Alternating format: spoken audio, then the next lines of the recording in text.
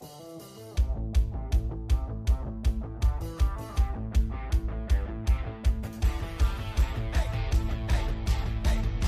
good evening, and a very warm welcome to Rangers Radio.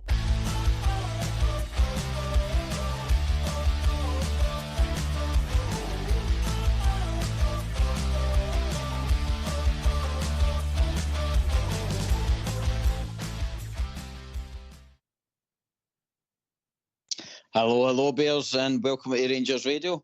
Tonight, you are joined by Albert, and you're joined by Jim as well. But in the background, we have got your Foxy Boy and Old School Blue there, looking after the technicals for us, and going to be taking your calls tonight, which I would imagine, Albert, is going to be a wee bit busy. How are you getting on, mate? Oh, I think so. I'm good, mate. How's yourself? Aye, mate. I think I've kind of calmed down for the weekend with the game, mate. But apart from that, interesting reading today across the press outlets, mate. Well, some of it was planned. Others maybe not been planned the way it's all fell out. But anyway, we're going to discuss some of it in a minute. Mm-hmm. And Jim, welcome, mate. Welcome to the Tuesday Club. Good evening, lads. Lovely night in Glasgow tonight. And I think it's just as I was saying earlier, I think there's been a few plants in the media today. There's that. Before we divulge into that, Albert, you were also in my ox about the game.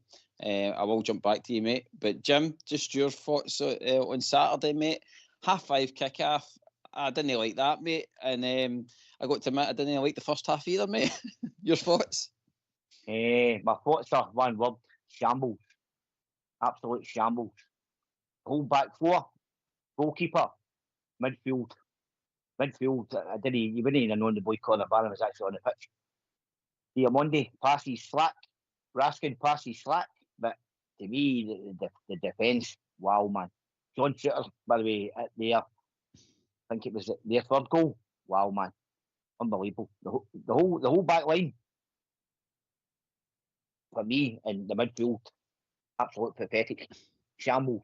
Shambolic. Mm-hmm. No, I agree.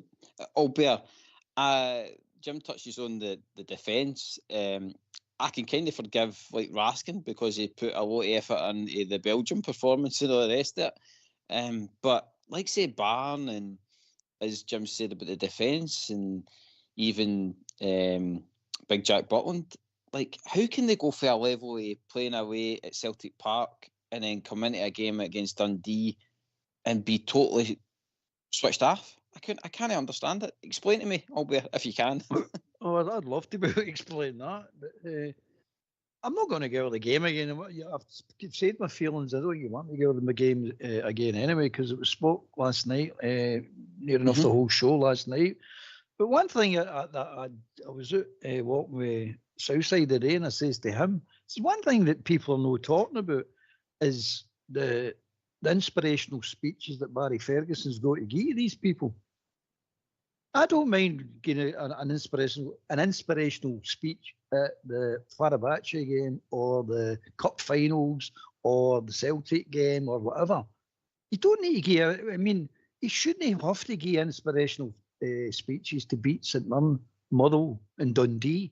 You should just be going and beating these teams.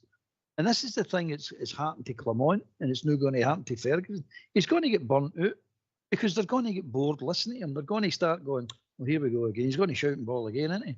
And they've done it with McClement. They've done it with Beale. They've done it with Gio. It becomes all blasé. What you should be doing is, what Ferguson needs to be doing, and these players need to respond from, is go out there and beat these, we'll call them the run-of-the-mill teams, the draws. They should be going out and beating these teams willy-nilly, mate. You should not need an inspirational speech to go out and beat Dundee or St Mirren or Motherwell or any other teams. It's big games you keep that for. Your manager's fresh. When he does do it, it means something. But you've got to do it in every single game. They'll soon get fed up with it. They'll get bored with it. This group of players have already proved this. They'll get bored listening to him, and all of a sudden your inspirational speeches will no work to motivate these players to go and win games. And this is the thing that's annoying me with this team, because it's every of these games they seem to need this speech. They go out for a half, like the Kilmarnock game, like the Dundee game there, and they just play crap. And then they get They get thrown about in the dressing room. He goes nuts and comes out with a "we'll fight them in the trenches" type speech, and out they come and start playing a bit of football. You see, why does it not have to take that? It's because they've got lack of character, mate. And some of them are just simply not good enough. Let's be honest. They're good to a certain level, but they're not going to take us to the level we want to get to win leagues and win cups and things like that. So that's my only take that I never brought up on Saturday when I spoke about the game. But for all the players, they've all been spoke about to death, mate. Everybody knows. The majority of the Rangers fans are all thinking the one way. There's exceptions out there who don't think it's right or right to criticise certain players and they like players and all this carry on, which is not fair enough. You know what I mean? But at the end of the day, we won 4-3, and that's all you can say. We walked away with a victory. How we done it is a mystery to everybody, but we done it. And we were centre forwards. Take 12 shots at goals. It takes 12 shots to score a goal. Unbelievable. Our goalkeeper can't keep a simple heady. Not even a shot, a simple heady. He can't keep it out the goal. It's ridiculous, mate. It's ridiculous. But anyway, I'm not going to get through it again. That's my thoughts on it. No, you're right, and I'm glad you've more focused on the players because I've got a wee list for you, and I know you like wee lists, so we'll touch on that soon. Don't worry, Jim. All bears right. It all comes down to the players. They've had a nice week to prepare for this game against Dundee. They know what they're going to be up against. Barry Ferguson can only give so much, as Albert says, and inspirational speeches to them.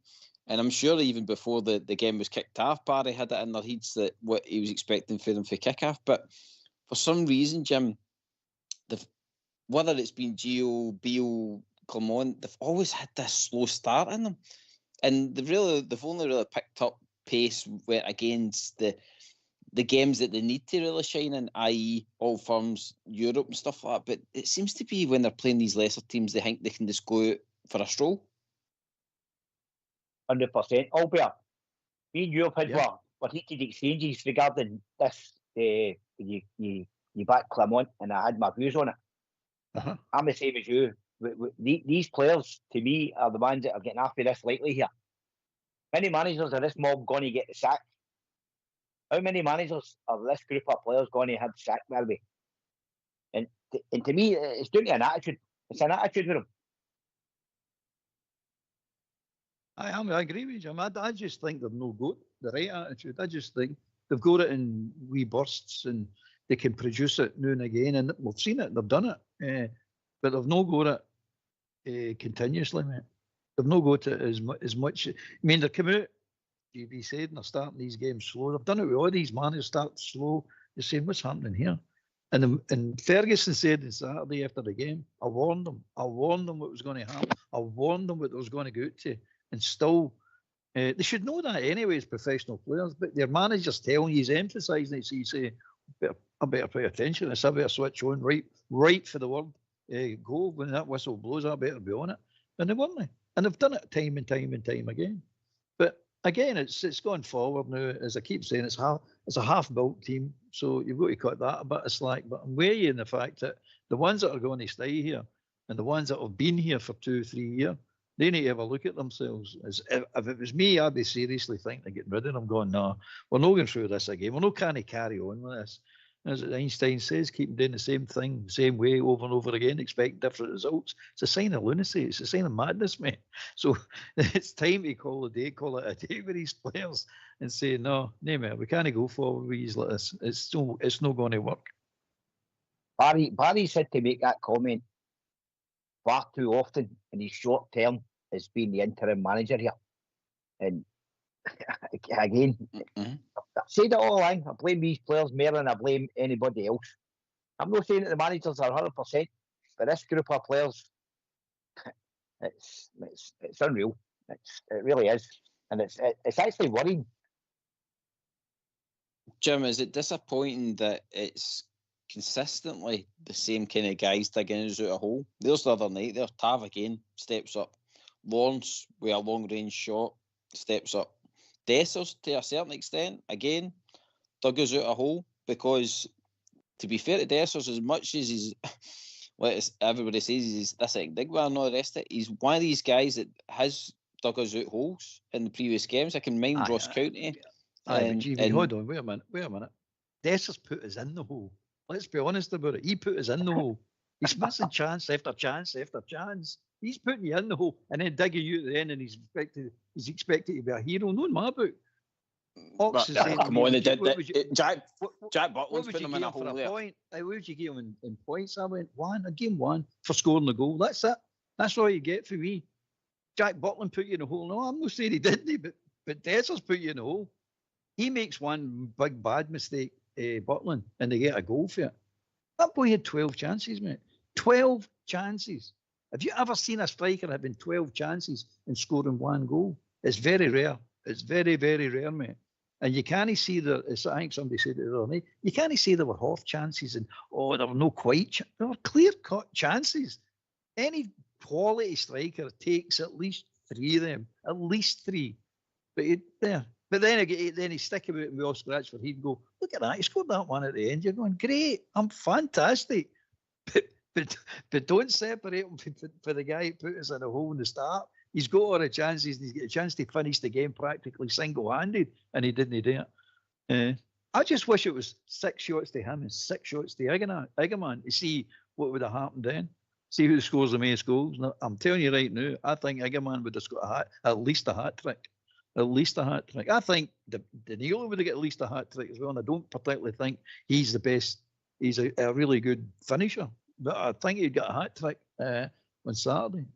The full roof, they're guaranteed. They would have definitely scored a hat-trick. Definitely scored. But there you go. It's part and parcel. It's just Dessers being Dessers. And we all scratch for Hayden, smile at him, and he's a really nice guy. He's this, that, and the next thing, which is all right. It's all correct stuff. But at the end of the day, no. Any striker that needs 12 games to score a goal at this level is no for you. I'm telling you right now. There's no many teams that could create 12 chances for him to miss. So there you go. It was nuts, mate. I said it was shambolic as well, and that's what I seen. Just total and utter shambolic. Tavernier's away up at the 18-yard line. He's just outside the 18-yard line to score that beauty, and everybody's saying it's a great goal, which it was. But I'm thinking to myself, that's part of the shambles. Why is our right back standing up there? This is the discipline right out the window. Everybody's going anywhere they want to go. You're going. And then Dundee kept breaking on his line. Let's be honest about it. They scored 3. They could have scored more than 3. And you're saying, what's happened to defence? We're just shambolic. Everybody's doing exactly what they want to do. Suter's running about with the ball. He's running about with the ball trying to take on, beat people when he's the last man in defence. So he's starting to dribble. What's he dribbling for? What is the point of you doing this? And he finally gets caught in possession. You're going, oh, here we go. They're through again. It was shambolic, man. I don't care what anybody says. I've never seen it as bad as that before. No, defence-wise. It was really bad, mate. But anyway, again, I said I'm not talking about the game. No, I'm doing talking about the game. You're welcome, anyway. The Dessers thing, I do totally understand, but I'm looking at total contribution to the team, albeit. And Jim, when you're adding it up, it can't keep coming down to Dessers. It's up to somebody else to come up with the goods as well. I mean, like we've talked about, Egerman, Danilo, we've got Diamande. I mean, he proved he can score against All Firm. He's got to be doing that more consistent. You can't be waiting for a Tom Lawrence to come on into that position and show you up. I mean, it's the full team's got to contribute more. And what I was meaning with the point was that it's the same old story. It's this Tav, it's the Lawrences, it's your guys that are going out the door, players that are digging us out of holes. So where are these new guys going to come from? Because once they go out the door, it's a sad state of affairs who's left. Jim? Aye, it sure is, and that's the big worry again. We kind of touched on it the other night there. These guys, how many more players are going to walk out that door? And we spoke about it the other night there. Hadji, Lawrence, they're 2 players. You're not going to tell me that we can't get money for the 2 of them, but they're going to ride on the sunset, and that's another 2. Aye, it's true. Right, well, I promised you a list, so I'll give you the list. So I've written down the current squad. Well, I think most of them I've written down. So if there's any I missed, then by all means dig me for it. But I just want for the two years stay or go, right, when I go through them, because we're going to play a bit of football manager here. And there's obviously going to be new buyers coming in and stuff like that. And if we could wave a magic flute and get them out the door or keep them, then we can say stay or go. So we'll obviously start with the main one at the back, which is Big Jack Butland. Jim, you first, mate. Stay or go? Stay until we get a better replacement. Okay, Albert. Mind you've got a magic flute, mate, so unlimited funds. Go. Go and play anybody and go bar him. Right, we'll keep with the back the now, so we'll go with Kelly. Albert. Go. Jim. Squad player at most. Okay, so that's a stay then. Aye. Mun. Jim. That the funeral undertakers. Aye. No, I'd probably say go, but he better his career. Yep, that's fair, mate. That's what I'm kind of looking for, because like if these boys are just going to be kicking about in the cleaning boots, then they're not used to us. We need proper players. So Albert, Mun. Stay. Okay, mate. Right, into defence. John Suter, Albert. Stay. Jim. Again, I'm going to the same as the goalkeeper. Stay until we get a better replacement. Okay. Balogun, Jim. Possibly go. He used to getting injured every time. Albert. Definitely go. He's done. I like him, but he's done. He's absolutely done, mate. I'll lead you into a possible another done. Sterling. Albert. Go. Jim. Go for me and all. Okay. Jim, Nasala. Who? Nasala. So. Oh, the big top of the defender. Aye. Squad player. Keep him. You for his side. Albert. Stay. Albert Yefte. Stay. Jim. Stay. Ridvan, Jim. Punt him so they can get good money. Albert. Go. Tavernier, Albert. Go. Jim. I'm stuck on that one. Come on, you're building a team in the summer. You're the football manager. Possibly go. Oh, controversy. Right, okay. Right, jump up into kind of midfield there. A Barn, Jim. Keep. Albert. Stay, aye. Raskin, Albert. Stay. Jim. Stay unless we get that money for him. Right. Jim, Bailey Rice. Keep. Albert. Stay. Okay. Diamandi, Albert. Stay. Jim. Stay.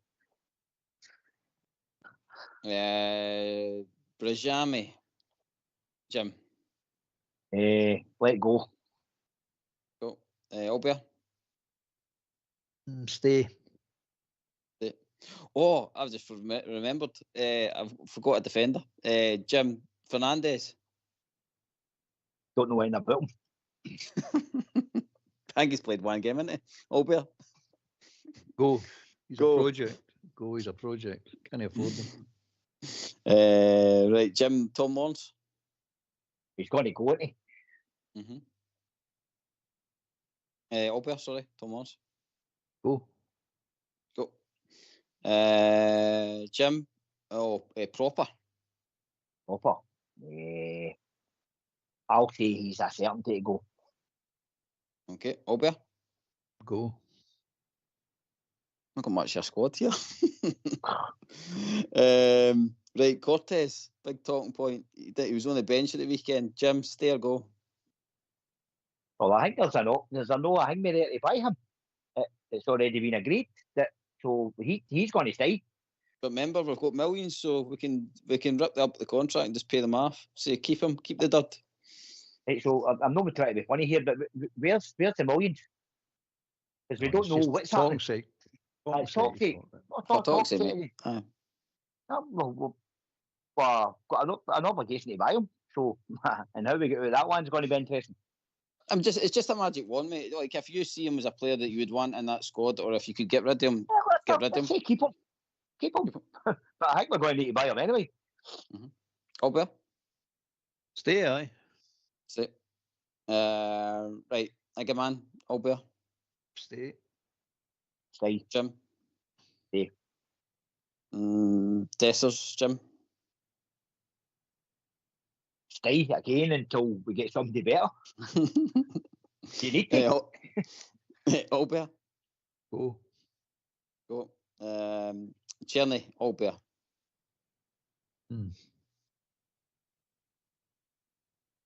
I'll say stay. Okay. Jim, Cherny? Stay if we can afford them. Okay. Hadji, Jim? Oh, he's going to go. He's gone. Okay. Albert? Go. Danilo, Jim? Keep. Albert? Stay, yeah. Aye. And I think that's basted him, to be honest. Ross McCausland, Albert.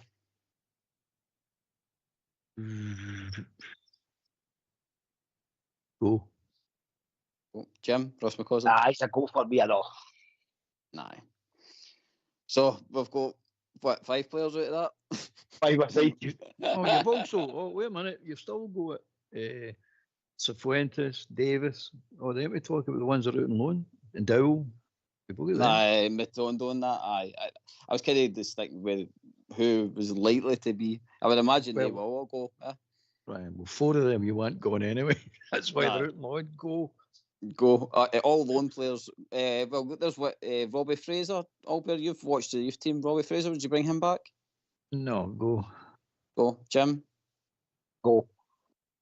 See, that's what I was basically getting at is there's more goals in there than stays. Oh, definitely. And this is the thing that worries me is that we're talking about character, we're talking about the next manager having to build a team. And I think what showed the other night there, Albert, was that as much as we all respect Barry and that, we do need a fresh start, mate. I really do think. I was kind of, after that All-Firm win, I'm like, well, could he really do it? Does he deserve a season? But the game against Dundee showed me that even Barry's no going to wave a magic wand there. We're going to need to spend some serious dough, I think, on a proper manager. It's not the proper manager spending money on the proper managers. It's getting the manager that knows how to build a team. You need the right person. This is the problem they've got.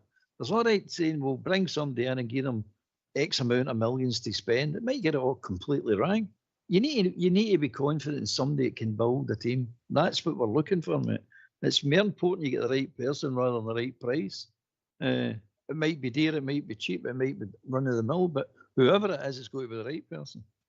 And this is where the magic lies. This is where the ingredients that you really need. You need to find that ingredient, because if you don't, you're just going to get more of the same. At the end of the day, we've got half a team. I'd say we've got a skeleton in our squad. With the ones that we're keeping, and we need to add to it. And this is what Clement was doing. I'm going to head back to him again. That's what he was doing. Larry Ferguson's new experience, what he experienced, and Clement experienced what Beale was experiencing, and Beale experienced what Gio was experiencing. You're not going to change this till you let the squad get built, and we're halfway through it, and now we need the rest. So this summer, to my mind, is the other half of the squad getting put in place, and from there it should be big giant steps forward for there. But until you do that, until you get rid of this dross that we've got and bring the right players in with the right manager, we're just going to go in circles. We're never going. We're like a hamster going round its wheel. We just keep running around the wheel and we'll get anywhere. So we need to stop the wheel, get the hamster off, and say, "There's a straight line, go that way," and build this team. Clement was on his way to do it along with Coppin, and they never got a chance to finish the job. Barry's come in to sell season tickets and get us on a road to nowhere, basically, because we're not going to win anything. I mean, let's be honest, we're not going to win anything, so it's a road to nowhere. So he's come in, done a few inspirational speeches, he's got performances out of them in the UEFA Cup, albeit penalty kicks, but he still got them through, and he's won against that mob up at Parkhead, which is fantastic, great to watch. But we're going nowhere. We're going absolutely, whether he's the right man or wrong man for the job, I don't know, mate. Only the people in charge should know that and say to themselves, well, he has got an eye. Whether he's going to be allowed to spend the millions that you're talking about, he's an inexperienced manager. I don't think the manager's any say in the players anyway in modern day football. It's the sporting director and the chief of scouts and the directors that have got the say, mate. Whether they're going to bring these people in, who they're going to bring in, and the price they're going to bring them in at. I don't think I think the manager is there to manage. He's there to say, these are your players, manage them, put them into a formation or whatever it is to get them to win games. That's your job. That's what you're here today. Fitness team's here to keep them fit and bring them back for injuries. Medical team, bring them back for injuries as quickly as possible. They've all got jobs today, mate. And it's important you get them all to do their jobs. And if you get them all to do their jobs, you build a successful team, a successful club. It's as simple as that, mate. It's no rocket science. We keep trying to come out with this magical a knight in his big white charger coming out of the hill to save us all. It's hard work, mate. It's knowledge and hard work and a bit of cash. And I don't mean hundreds of millions. I mean a bit of cash needs to be invested into the team because you've got so many players that need to go for various reasons. They're in the contract, they're wrong age. We need to cash in and get some cash to add to the transfer. It's all good stuff, mate. It's all exciting stuff if you look at it the right way. But at the end of the day, there's no shortcut to this. There's no, we'll just get Barry to do this. It's not going to work that way if he isn't the right man for that job. That's debatable. I don't know if he is. I don't think anybody does. But you can't say he's not been doing a good job. He has been doing a decent enough job. But the team are still performing the way they were performing under Clement and under Beale. So, end of the day, what do you do? I think, I think it's going to take a mixture of putting what we've got in a wee bit of investment. I think that's where it's going to need to come from. I don't think it's all going to come from the guys filling his wee bucket loads of money. Because, again, I don't know if that's going to be allowed to happen. But if you read some of the stuff today for the things being flung out, then they're hoping more than anything else that's not going to happen. But it's going to take a bit of mixture. Putting what we've got in a wee bit. I think there's going to be about £13 million, roughly, anywhere between £8 and £13 million. Yeah, transfer anyway, without anything happening. It's going to be there, same as it was there last year. And add to that the players that you can ready. So Fuentes, you're going to get money for. Davis, you're going to get money for. You're going to get money for the boy Fraser. You're going to get money for Dessers if he goes, Butland if he goes, possibly Tavernier if he goes. You're going to get money for these type players. So you've got to take that, and I reckon all them added together, added them all together, you're going to take it up to maybe but anywhere between 18 and 25. 25 top end there. You might get lucky with it, mate. Really lucky with it and get that. So I reckon that's where the money's coming from. I know I'm huge. I don't think they're going to come in with a big pot full of money and say, here's your transfer kit, away and spend it. I don't think that's the way it's going to work. Right, 100%. Now just cut across you, boys. We've actually went half an hour in, so let's get these phone lines open here for the Bears. So let's hear from you. Why don't you give us a call on 0141 356 1972. It's your show, it's your platform. Let's hear from you.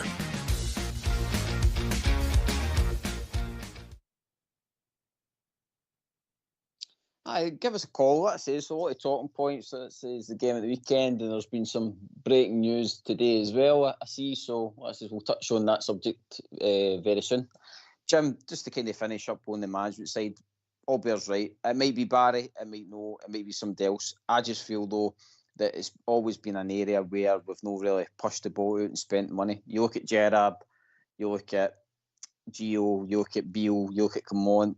I mean, they've all kind of been a kind of cheapy option. And as we've seen with other teams, they can bring a manager in and it keeps it away from the books. You know, and you can pay them personally. You know, so I think if these 49ers guys are serious, then I hope that they've got people in mind, a decent pedigree to come in and actually, as Albear's saying, progress this team, build the team, add in the wee players that's going to make it all click, and have this attitude, this character that when you go to a game like, say, Ross County, that they'll be able to handle it. I don't think it's going to take millions and millions and millions of pounds to get near that mob. I don't think, again, it proved the Parkhead. No, it's not. But I think a good manager will. Aye. I think a good manager will take us there. Well, there's been 4, 5. Gerrard maybe the only one who got a tune out of them. The rest of them, the same things are happening. For a way back to the year of Seville, or maybe before it, the same things are happening. With this group of players turning up when they want. It just can't go on like this anymore.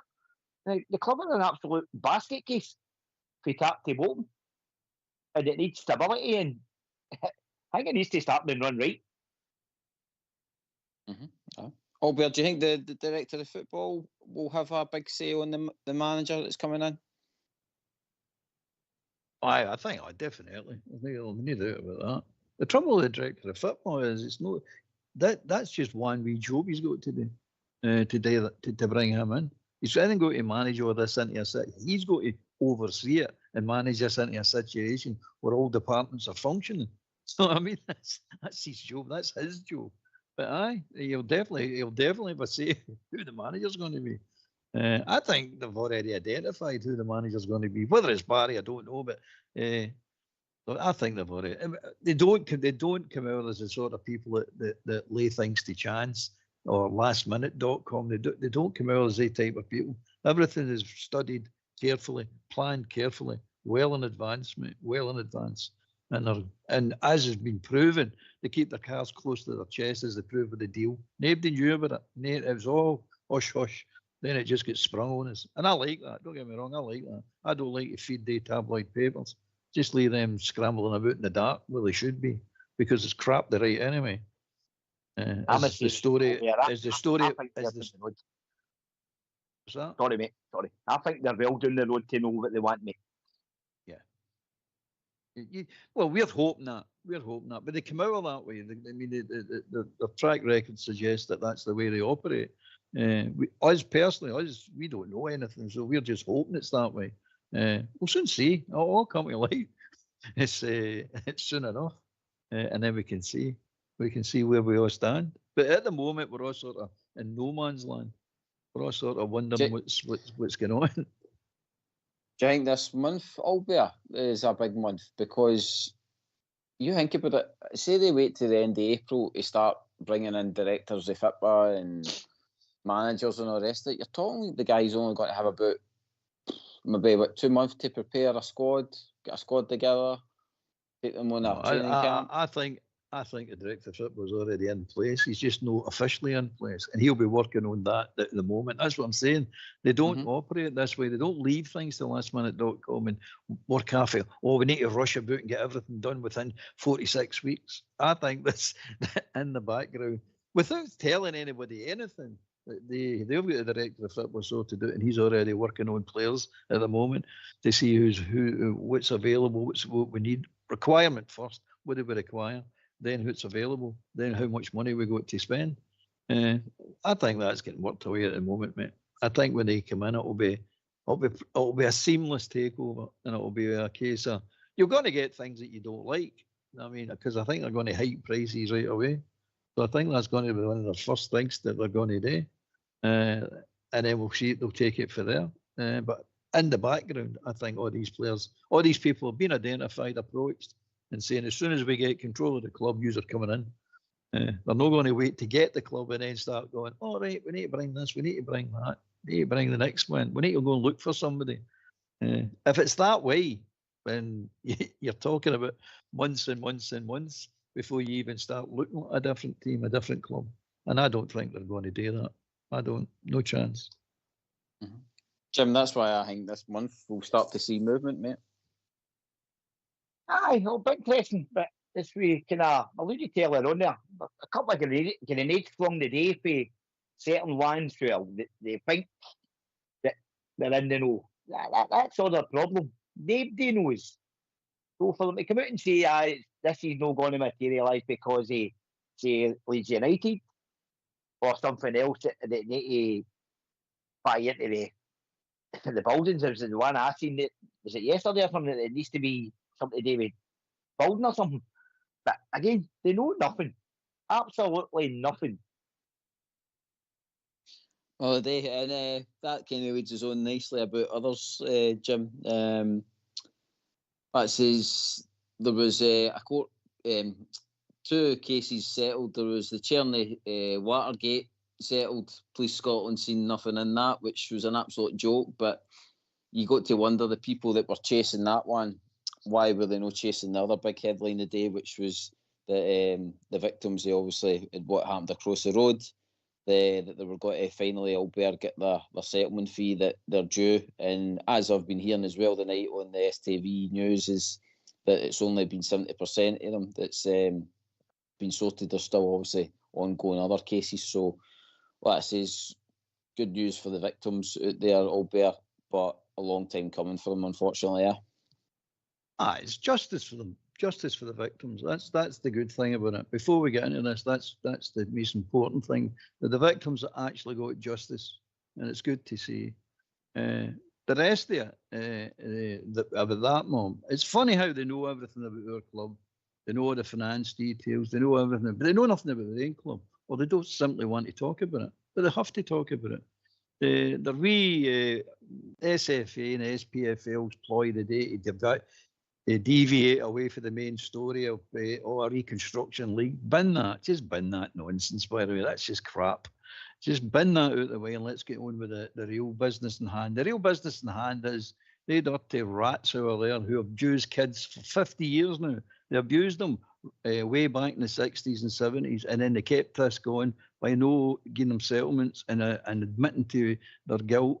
The place, basically, there was nowhere else to go. They had to admit it. It did happen. It did happen. And the boys' club was part of our club instead of being a separate entity. They rats and all the ones that support them, I know they're all going to be listening in sooner or later. All you rats that have supported that scumbag of a club, let the Waynes and these their families suffer for 50 years. 50 years. Let's be clear about that. 50 years these people have been suffering. Now I'm thinking about myself. 78% of being settled with a figure. It's supposed to be a 7-figure. Again, we don't know. It's a secret. Many secrets out on that rat hole of a place. But it's another secret. You need to find out that. But one thing you need to find out, and we need to ask the question, the rest of Scottish football need to sit up and take ownership of this. What is the moral cost to them now?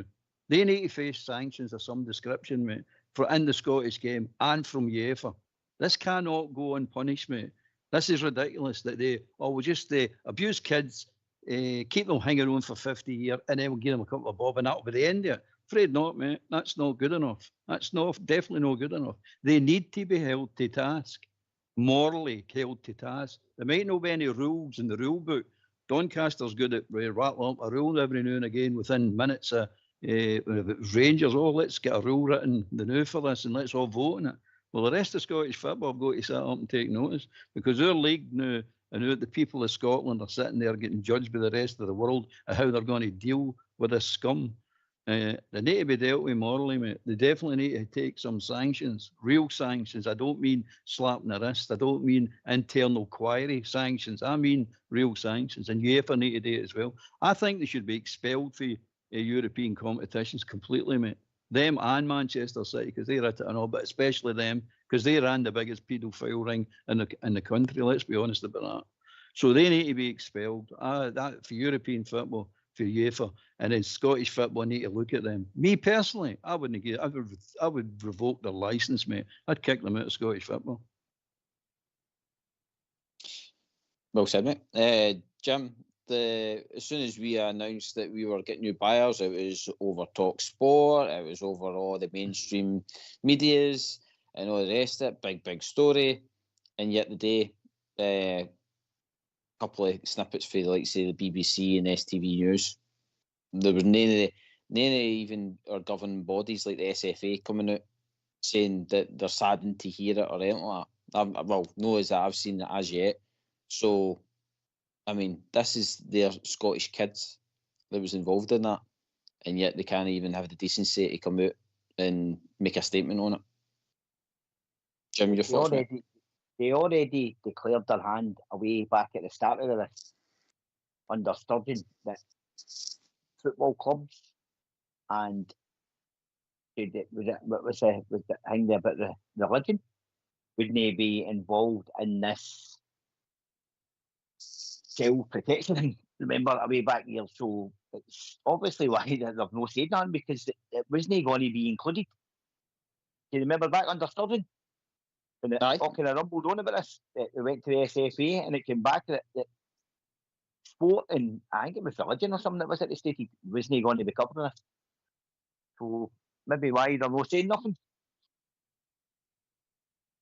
It's more like SFA, the SPFL, where's their statements? I mean, like it says, they're running the games. So, I mean, this is a serious outcome. You know what I mean? This is their Scottish players. I mean, like it says, they've been involved in the national game, and yet, again, total silence still. I'm sure that they stayed away when this investigation was all starting to rumble on it. This wasn't going to be included. That was my view on it. Albert, I just think, like it says, the folk that are running our game should be, like it says, coming out and at least, like it says, saying they'll put in some sort of support. I mean, that's what they're there for. You know what I mean? Especially the players' union and all the rest of it. You think they would be involved in it all? All guilty by association, mate. If they don't come out and do something about it and say something about this, and I mean something meaningful and something profound, and make it and take actions against this club, they're all guilty by association. As is their other supporters of that club, they're all guilty by association as well. Do you remember the banners were up? We were trying to keep it highlighted and saying, look, you need to sort this out. Not for any points scoring or anything like that. This is decency. This is morally right. And they're turning and saying, you're talking about it. We should be getting done for talking about it. I mean, they're trying to make it, they're the victims now. The victims are the kids that get abused in their families, fighting this all these years. That's the victims. Let's not lose sight of who the victims are. And it's justification. They get justice today with some cash, but it's still not good enough, mate. That club needs to be held to account morally. I don't care there's no rules in their stupid rule book that they keep making up within there. They need to, the rest of the clubs need to get together and say, we're not tolerating this. They've got to do something about them. They've got to, and the world's got to be seen as doing something about this. Because what does it say about this country, this league, this SFA, this SPFL, and the rest of the clubs, and the owners of all these clubs? If nobody stands up and says, look, we can't allow this to go unpunished, it must be they must be punished, and they must be punished severely. Because it is the worst thing you can do in football is abuse kids. Come on, what's happening here? The responsibility to take care of these kids, they had the responsibility and they abused them. They abused the kids. Let's be honest, that's what they're doing. Let's call it out. I know these tabloid papers are on all the placement men all around the country in various departments and government and papers and SFA, the SPFL. You're all guilty by association if you do nothing about this. Telling you, hang your head and shame the lot of you. But it's not going to go away. This is not the end. This is just the beginning. Aye, Jim, like it says, there's been cases raised across in America as well. So this story will rumble on. I think even the boy that Gordon Woods, that's been heavily involved in it as well. He's not saying obviously too much about it, which is fair because he's obviously got his own battle to commence with. But again, where is the support? That says I'm looking for our guys. That says SFA to be coming out and supporting these people and trying to help them. Now, maybe there's disclosure stuff that they can't disclose, obviously, but you just think this is a big headline. This is no an American coming in to buy out one of your clubs that play in your league. This is a serious case against your youth that you're trying to, well, at the time, try to progress into your national team. And there's only one club that's ever been held accountable on it. Aye, that is at present, but I think we still need to be careful and be thoughtful. There's still people pursuing this through court. So I think that's where we maybe need to lay this in, guys, because there is still ongoing cases here. Even though the victims, rightly so, have been given what they're probably entitled to. So, as I'm saying, I think we just need to be careful here because there's still these guys, there's still an ongoing case here. Aye, of course.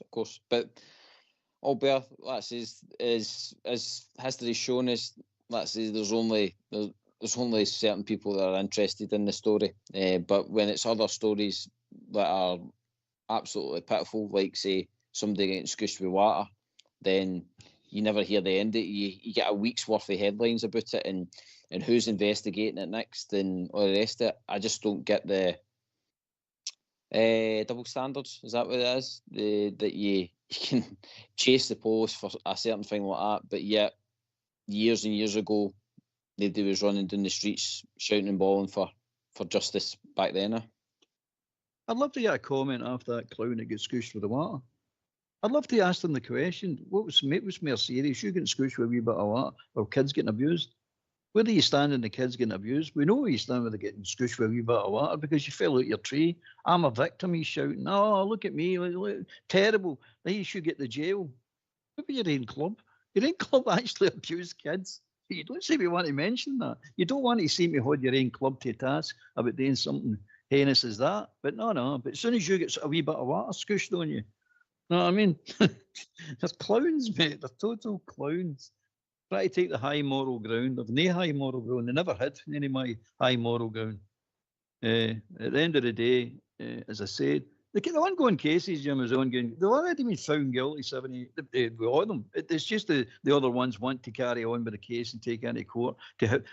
Some of them might want to have their day in court. I wouldn't blame them if they did. Bring it all out into the light. Let it be heard with everybody else what was actually going on in the background about certain famous managers of that mob going round with brown envelopes trying to shut people up. Priests going to doors to try and shut people up. I mean, it's all there, mate. It's all there. It's all out in the open now. There's nothing to worry about regarding hurting their feelings. I couldn't give a damn about their feelings, mate. I really couldn't. As far as I'm concerned, my sympathy and my support go for the victims, mate, and all their families. Well done to all of them for keeping us going and fighting these nice scumbags in court and taking to court and sticking with it for all the years, mate. All the years. It's ridiculous. Absolutely ridiculous. But as we've seen from the government, it seems to be that they're not going to take any part in anything these regarding sports clubs and religions. So I would say we get part of your bus here and let's get on to talk about our football club. Mm-hmm. Aye, of course. But the reason we highlighted it again, Jim, is purely, again, the victims of being able to, have some sort of closure with it. And I just think, we've highlighted it tonight because it seems to be that the mainstream media don't see it as a big story when, to be honest, in my eyes, it's about Scottish football. It's not just about Celtic, it's about Scottish football as a whole. And you're looking for your national bodies to be standing up and saying something that they're never going to let this happen again. There is clearly things in place nowadays, but still there's things that slip through the line, and you would expect, the boys in these Doncasters and all the rest that should be out there showing face and actually putting things in place that this terrible thing never actually happens again, because like Albert says, some of these people have had to wait 50 bloody year for it. So, aye, that's my kind of say on it. Albert, you want to wrap up on it? Oh, I'll never shut up about it, mate. I want to talk about. I want to talk about Rangers, of course. I want to talk about Rangers, but I'm not letting this go. And nobody should let it go. Nobody. Everybody in Scotland should, and everybody in Britain for that matter, should hold this mob to task. And any other club that could fall in the back of them. They should be held to task, mate. And there should be something done about them. It's not just a slap in the wrist. I would kick them out of Scottish football, revoke their licence, and I would I'm expecting UEFA to kick them out of Europe and not allow them in the tournaments. That's what should happen to these people. And let them do that for 50 years and let's see how they go on about it. Because I think that's justice. Well said. Aye, maybe in time we'll see if their sponsors will renew their contracts. That will be interesting to see if some of them will support that side of it. But anyway, as Jim says, it is about the Glasgow Rangers on here.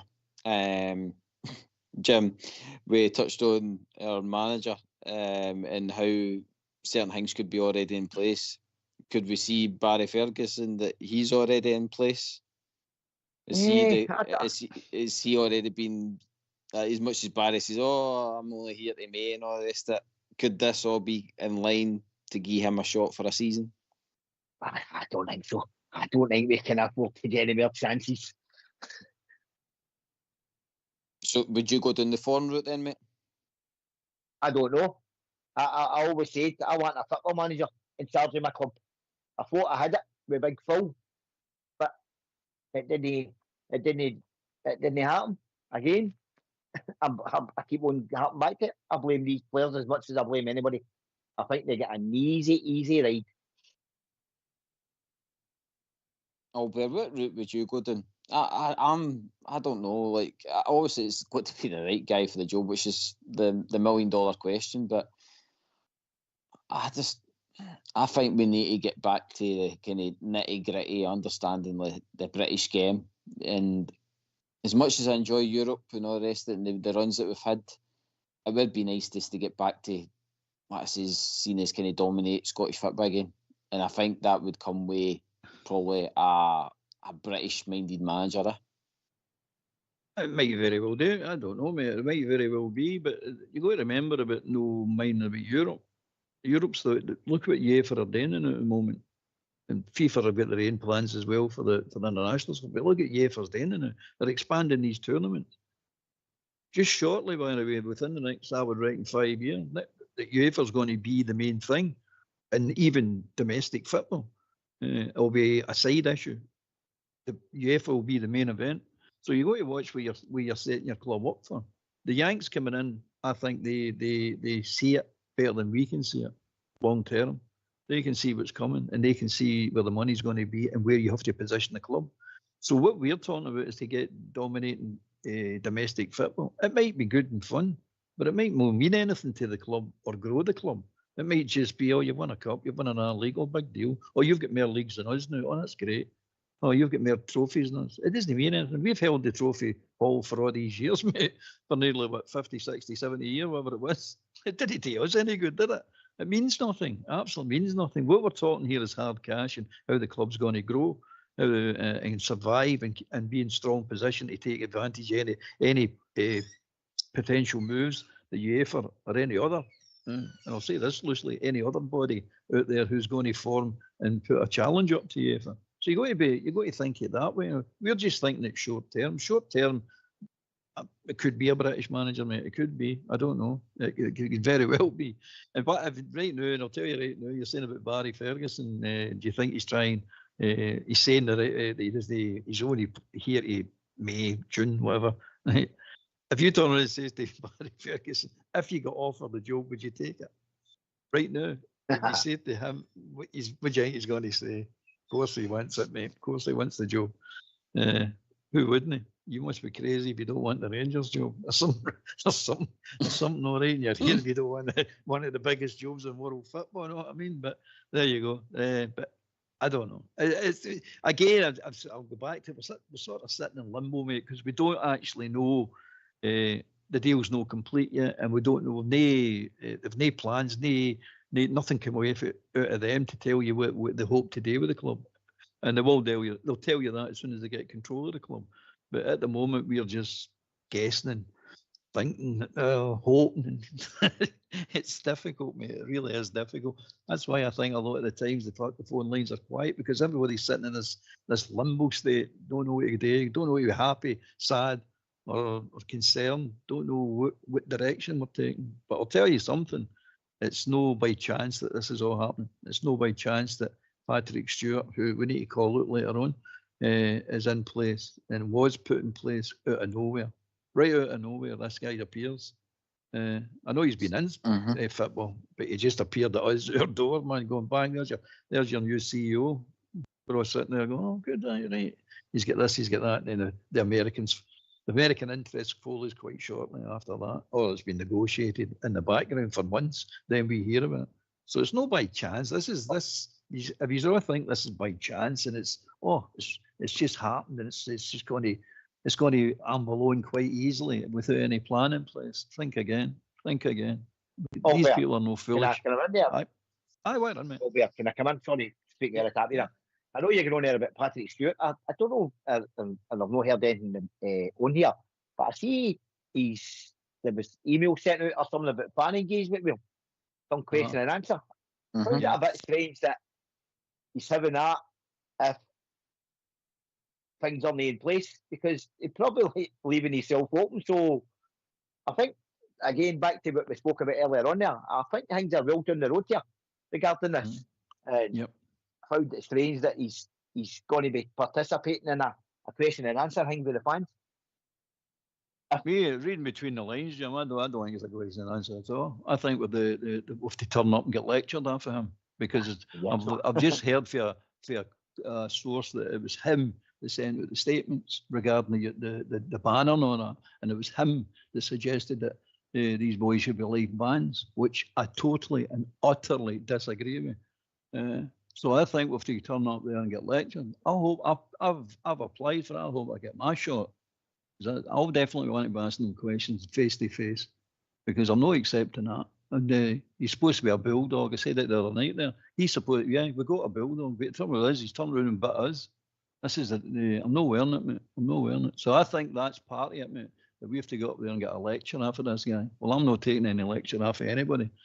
At the end of the day, we're Rangers supporters. We support Rangers, the club that we all love, and we have done for a lot of years. A lot of old supporters, a lot of young supporters on here, and we're not taking it, mate. Just simply no still going to lie down there and get lectured to. It's not happening. So, for that point of view, mate, I think that's what it is. I don't think the question and answer is going to be it's not going to be a question and answer. It's going to be shut up and listen.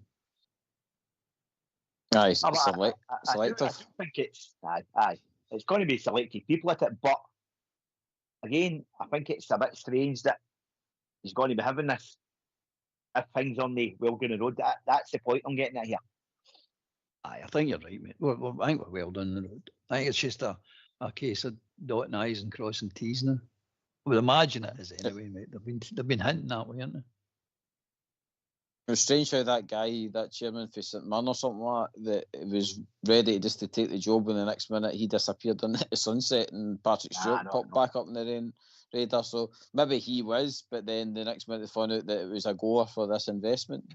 It's, like you say, there's no smoke without fire, isn't there? And Jim, as you say, this forum thing is happening at the end of the month, and that's what I'm saying. I think this month's the big month. I mean, I'm hoping it is, because it has went a bit stale, and I know you can't rush these things, but we do need to start moving. We need to start seeing where it's going. But we'll touch on that after the tune, because it's getting to that time. So, boys, if you get yourselves on mute, we're going to have a tune. Sure, I was dreaming of old Ibrox, of her slopes and great grandstands, and I dreamed about the Rangers, the best team in the land. When my memory suggested of a vision bright and clear, of the strange things that would happen if we had the Rangers here. Now if the road to Ibrox Park way up the Shankill, and Brian Loudrup came from Sandy Road, and Alistair Price came from East Belfast, and old Belfast became then old Glasgow. If the Rangers met the Celtic up at Windsor, sure no green flags at that game they would appear. Ulster's sons would never roll, and all the boys would stay at home. If we only had the Rangers over here.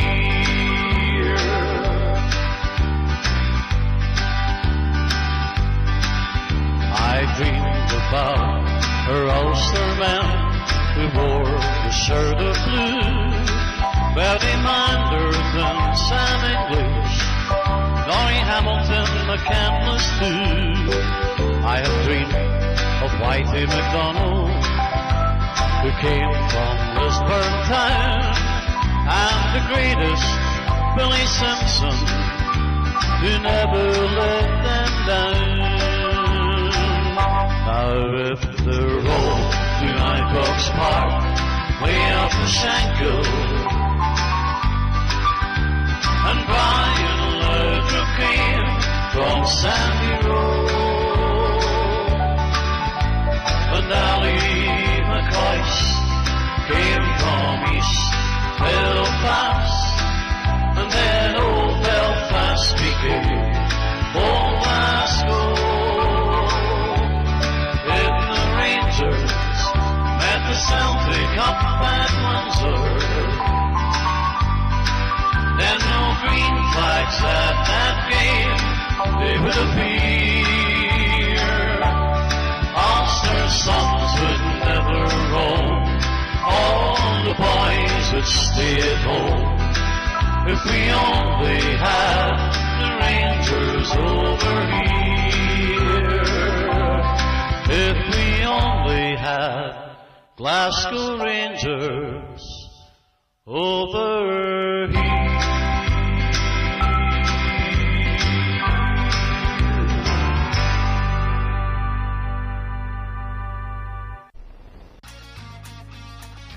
Why don't you give us a call on 0141 356 1972? It's your show, it's your platform. Let's hear from you.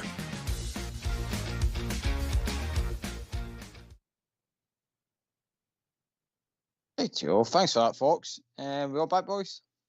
Yep. Right, still here. Good stuff.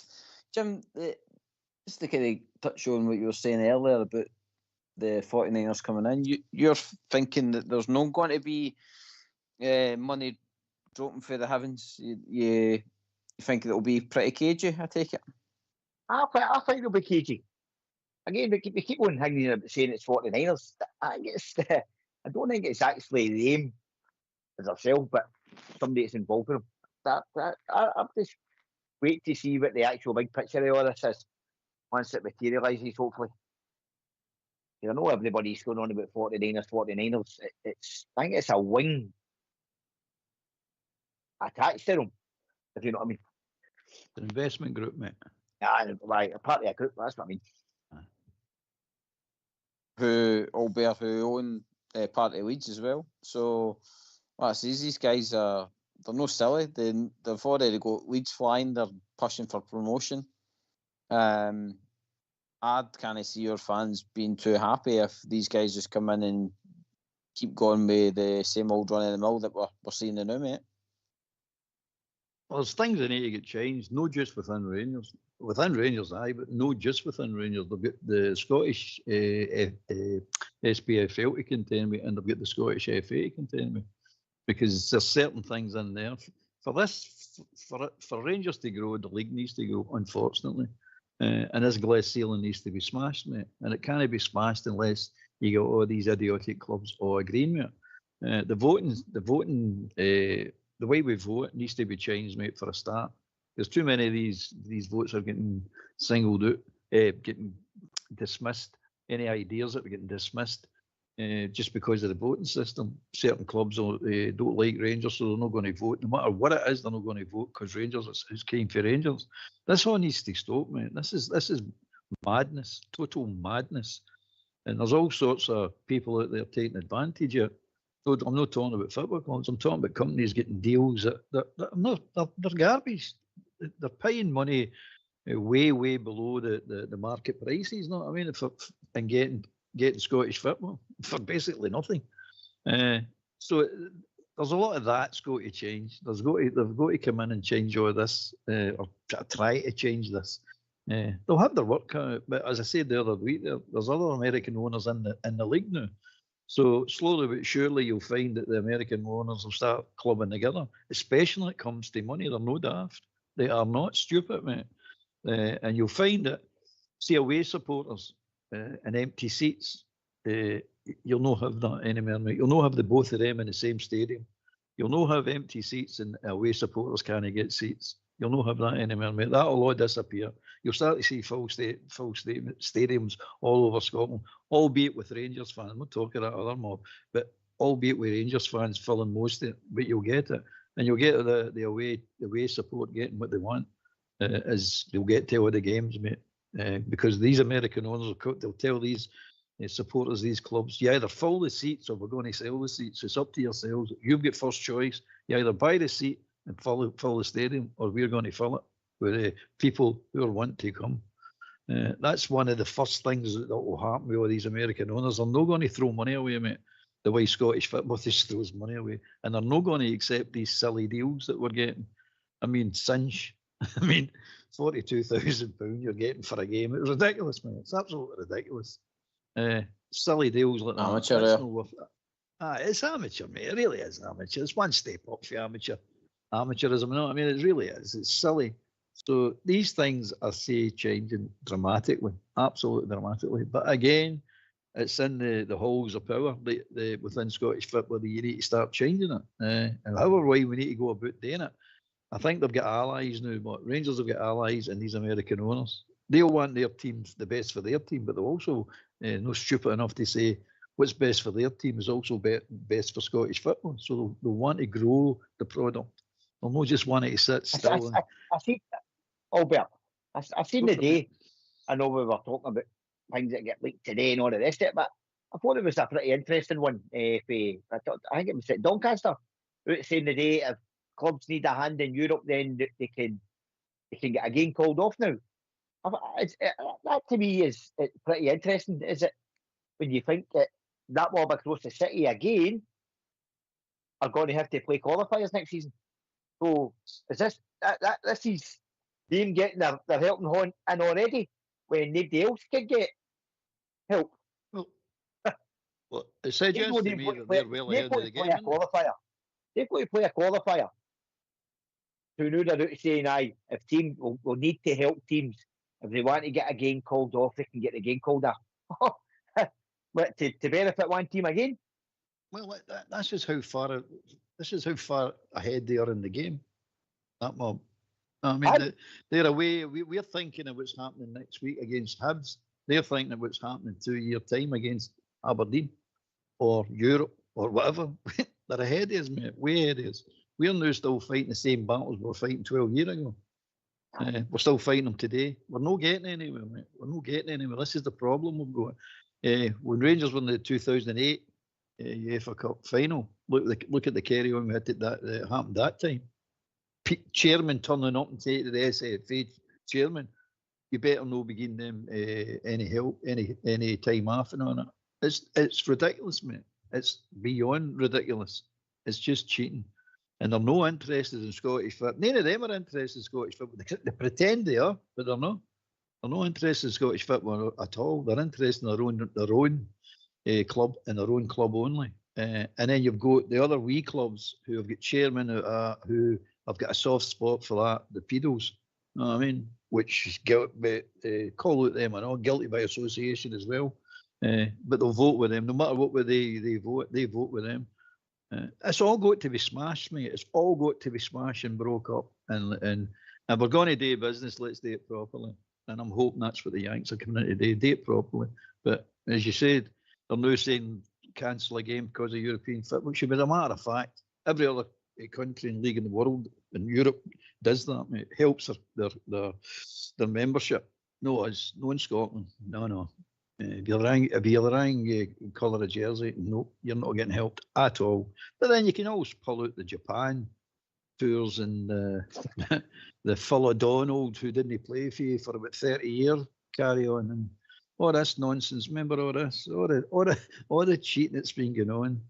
We can't play. We can't let Rangers fans into our park this year. By the way, the first game because Ibrox might not have its nets up in time for us to go and play there. So you're not getting in this. What's going on? Again, unfair advantage, cheating. Let's call it cheating, mate. But that's how far ahead the area is. No, I mean they're miles ahead, and they've got big fat Doncaster up there, £400,000 a year man up there helping them along. He's new in UEFA, along with Fat Lywell, the separate entity chairman or CEO.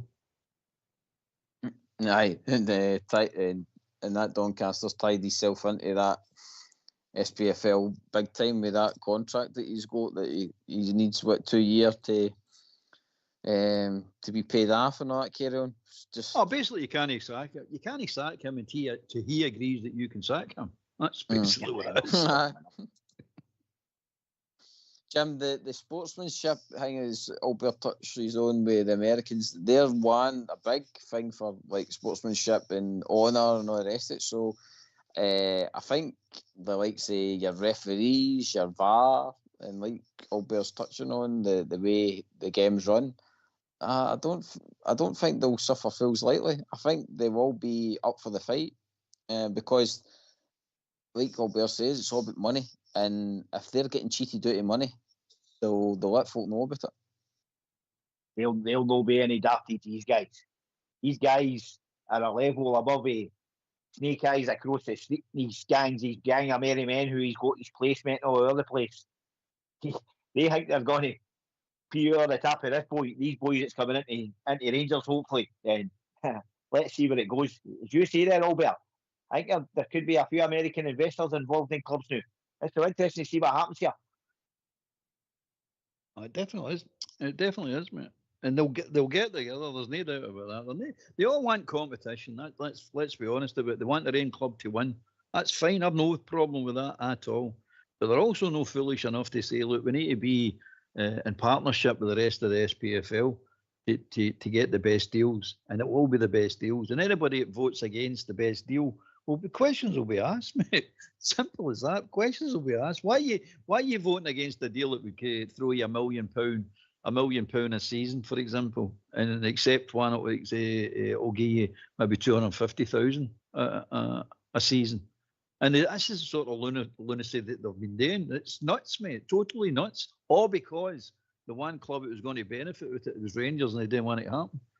It's crazy, mate. It just needs to be sorted out. And if they're coming in investing, they're not investing to get wrapped up in this. They're investing to blow this apart and say there's money to be made here, and there's a lot of growth in this league if you do it right. And they can see the growth within Europe. Sorry, mate, go for it. Albert, see like what you're saying there, and the kind of snippets it's been out the last couple of days for Dafty's own podcasts and whatever else. These characters are working 120,000 times behind the scenes trying to get wee things here to try and stop this, because they know what's coming. They know what's coming. They've had it their own way with their wee cartels and all the rest of it. Placemen. They better be careful. They've had it for 12 years. Look, they've had it for 12 years. They've had it their own way for too long, mate. They don't want any competition, mate, at all. None. They don't. And they've not had any competition for 12 years. Just the way they like it, mate. That's the way they like it. We've got a saying at Bill Struth said, we welcome the chase. That means you'd welcome the competition, mate. That's what football is. That's what sport is. But they don't want that. And they've not been having it. They've got it all their own way, mate. All their own way. When they actually looked at there was going to be a bit of competition, what happened? Neil Lennon started shouting about cheating referees and we want this and we want that, and they get the referees to go and strike. Now, since that's happened, referees give them everything, mate. Everything they want. You name it, they give them it. AGM, Rangers always get penalties. We're not happy with that. What happened this year? Rangers hardly got a penalty. So they can't say they're no listening. The referees and the people in charge are no listening to they're talking about their AGM and the instructions they're getting for it, Lywell, because they're getting instructions. There's no doubt about that. But this is all going to change, mate. This has got to finish. You can't have one team just winning every game in every tournament. It's nuts, mate. It's totally nuts. It's not a competition then, is it? Because any other, if it wasn't Glasgow Rangers and all his Scottish football would die because everybody would walk away for this. It's so boring watching one team turn up, win, turn up, win, turn up, win. When does the other teams get a shot at this? Well, maybe once every 5 years you get a draw with them. It's no competition, mate. That's a waste of time. Complete and utter waste of time. But again, it's down to money. They know, and they worked out quite early, that Scottish football can only support one big team. They knew that. So they had to get rid of us. And they would be the one big team. And that's the way it's panned out. They get to the Champions League. No through merit, through the work of Rangers, they get to the Champions League. So they get to the Champions League and they win. They get that all money and they get any other spare cash that comes into Scottish football. I keep mentioning the Fair Play Award. They win it every year, mate. Every year they win it, and there's money attached to that. That's just one wee thing, and any money at all comes, they get it. And I'm quite sure there's deals and within deals happening with the TV stuff now that we don't know about yet. It might one day all come to light. But it's definitely one team, and it's all geared for one team. And look how Scottish football, everybody's bored with it. Everybody's fed up with it. We can't be annoyed. We can't be annoyed with it. If it wasn't for Glasgow Rangers, there wouldn't be anything. There wouldn't be anything at all, mate, of interest. We've been keeping the newspapers going, Albert. That's keeping everything going, mate. Let's be honest about it. Keeping everything going. You're keeping their hatred going. I mean, they hate us more than they like their own team. Most of the supporters and other clubs are like that. they hate us more than they love their own teams. But it's that hatred that's keeping Scottish football going for all these years. It's simple. It is simple. Well, you're saying keeping things going. It'd be good to hear for the Bears. So give us a call, 0141 356 1972. We're kind of touching on the last kind of 40 minutes. So that says plenty of talking points out there. That says we've touched on the 49ers, touched on the people across the city, and we touched on, like, say, Barry Ferguson and the team, who stays, who goes. So that says a few things there to bring up. The other thing I was going to say about the American owners is that, Jim, the last season it was, that it's like pulling teeth, but slowly the other clubs are starting to release statements that they're not happy about things. Like, say, you've seen Aberdeen, you've seen St Mirren, you've seen Kilmarnock, I think it was as well. Motherwell, I think, as well, piped up about how the officiating was and stuff like that. So, like I says, these guys are investing money and they're wanting fairness with it. So we're just needing now, like Albert's saying, Jim, the rest of the clubs to kind of start waking up and make it like I says, we're not wanting it to be all one-sided, but we want it to be fair. See, at the end of the day, everybody wants a level playing field. They want a level playing field. When these guys have got investors in there and all, surely they can't be happy seeing their stadiums lying there, man. But a quarter full, half full, 3/4 full. It's mental. Things really need to change big time. And hopefully, if these guys come in here, that we kind of champion for it to get changed a bit. Again, I know it's a bit early in the week, but I'm really looking forward to this game on Saturday against Hibernian. I think it'll be a spectacle. Aye. Well, it's another target for Barry Ferguson to stop her up, really, in a sense, isn't it, Albert? He's got to get his back on winning ways at Ibrox, and Hibs, have been getting a bit of the headlines with how they've been playing and starting to play their sunshine and leaf again at the Rain Stadium and all this carry on. So it's up to our players to go out and put a marker back down on a team that think they're in an ascendancy. Well, it's the bottom line is we put the performance in we did there against Dundee. Hibs will beat us. There's no doubt about that, mate. They're turning into I don't say they're a brilliant team or anything, but they're a decent team. And if we put that performance in, we'll get beat.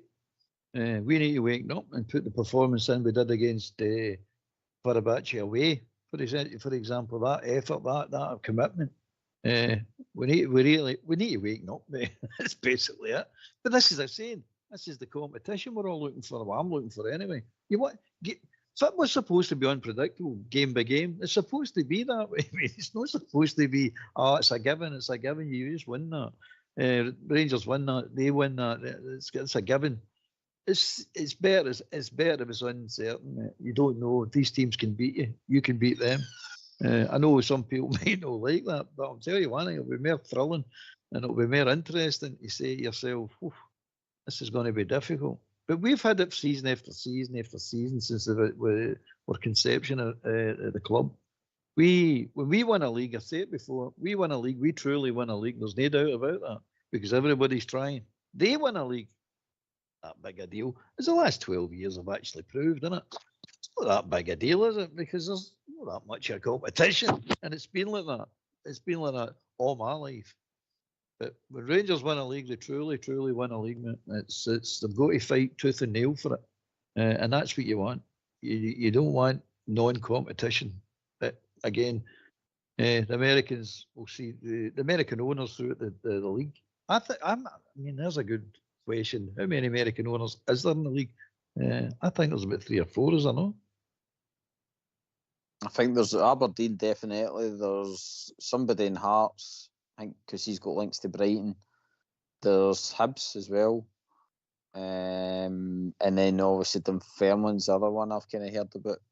And St Johnstone as well. So what's that?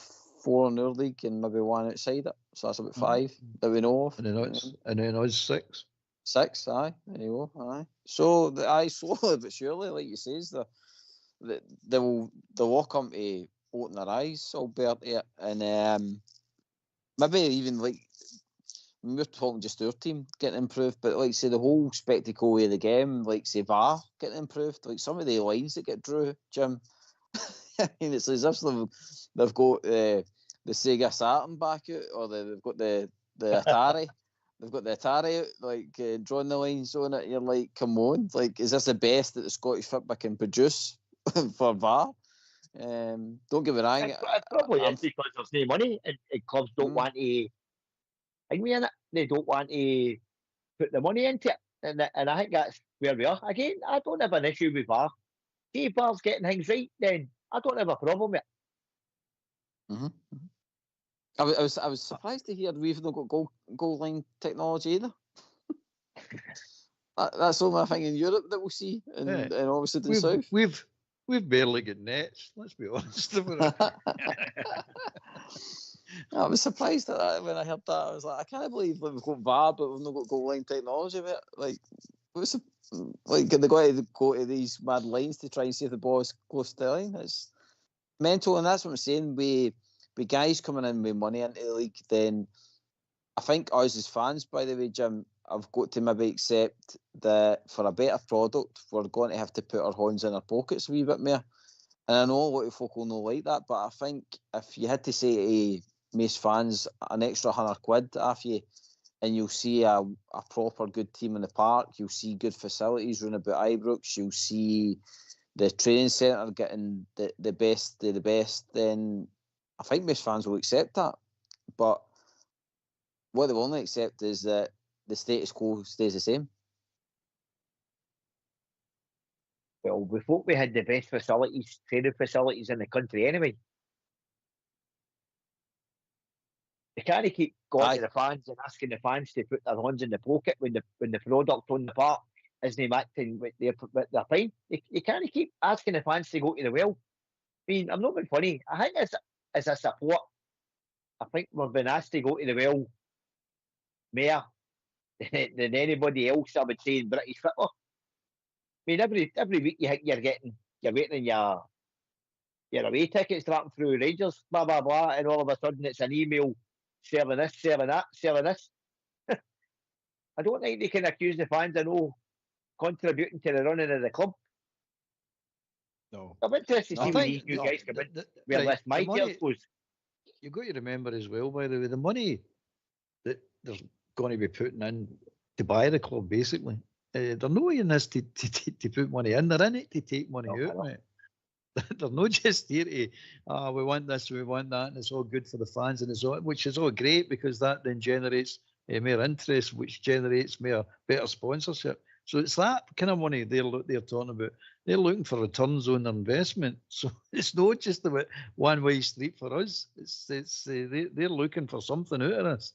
And at the end of the day, they want to build the club up. So if they're going to sell it, they're going to get maximum bucks for it. But there needs to be a product there for the fans to be kept on asking. Exactly, mate. That's what exactly, mate. Aye.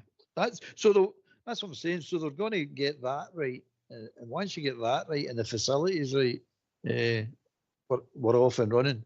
And then the product on the park has to, as far as I'm concerned, immediately improve because that draws the fans in. And that makes interesting to get the fans in and everybody interested in it. The sponsors start getting interested in it and then you get better deals. But they need to sort out, one big thing they need to sort out right away, along with the rest of the American owners, is this telly deal that this SFA and SPFL signed up. It's stupid, mate. It's the stupidest deal in the world. And if Sky don't like it, bugger Sky. You tell them to bugger off. You know what I mean? These silly kick-off times for the money you're getting, it's mental. It's absolutely mental. But it's all good stuff. Let's hope it's all good stuff. But I would imagine that it's not going to remain the same. Like Jim said, it's not going to remain status quo. There's change coming, mate. Big change coming. And that's, Jim, that's what I'm trying to get at. Like, I think, like, gone are the days of the £400 season ticket. I do think these things will go up. And I think they'll go up because the Americans will be wanting to put a better product on the park. And I agree with Albert that they probably don't need us. But at the end of the day, it's about making money. And I mean, they're not going to spend all their dough without getting some dough back off of their consumer.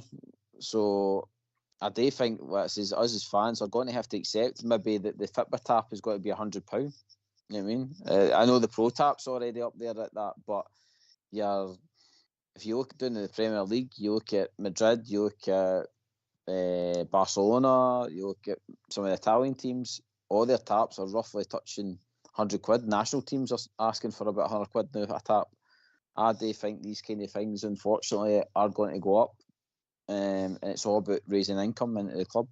Unless they do what they done at Man United and they fire a motoring company on the front of your shirt and they make it a massive deal, which I really do hope they do. And I think, going by what Leeds have got in the front of them, I think in time you'll see a sponsor like Red Bull or something like that in the front of Rangers. Jim?